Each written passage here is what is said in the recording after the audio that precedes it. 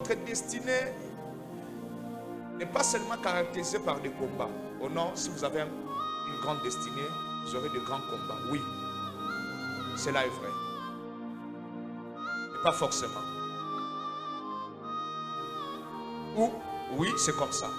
Mais la deuxième chose qui montre aussi que vous avez une grande destinée, la première même, qui montre que vous avez une grande destinée, l'esprit des sacrifices, les sentiments qui vous poussent à se sacrifier. Si vous avez une grande destinée, la destinée va vous toucher, va vous déranger, va exiger tellement de sacrifices. Si votre destinée ne demande pas de sacrifices, c'est qu'elle n'est pas grande. Elle ne le sera jamais.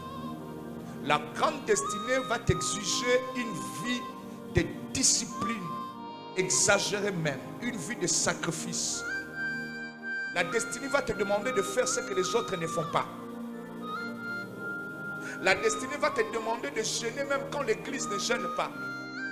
La destinée va te demander d'aller évangéliser quand tout le monde est fatigué. La destinée va te demander d'aller en retraite même quand le pasteur est en train de manger. La destinée va tellement t'exiger. Mais si ta destinée ne t'exige pas de sacrifices, c'est qu'elle n'est pas grande. Ne te dérange pas. Tu n'es pas appelé à être grand.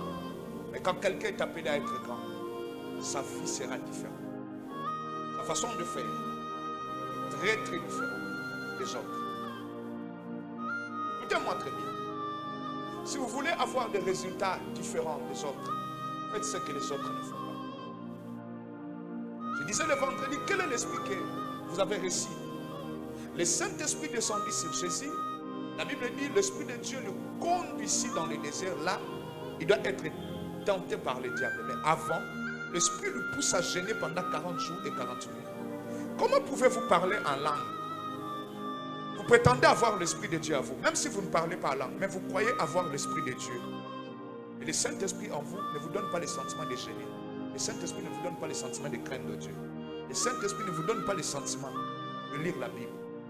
Le Saint-Esprit ne vous donne pas le sentiment d'aller à l'église. Vous avez le Saint-Esprit, vous pouvez rester à la maison pour un adversaire. Vous fouillez le culte.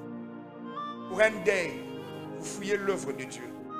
Pour le froid, Mali le légui, pour aucun veillé. Écoutez-moi, tout cela montre que, soit vous n'avez pas l'Esprit de Dieu en vous, soit le Saint-Esprit est là, mais il est tellement étouffé, mais il ne peut pas parler comme il faut, parce qu'il est étouffé. Soit vous n'avez pas une grande destinée. Car la grande destinée, même si dans l'hiver, vous aurez des sentiments de cerveau.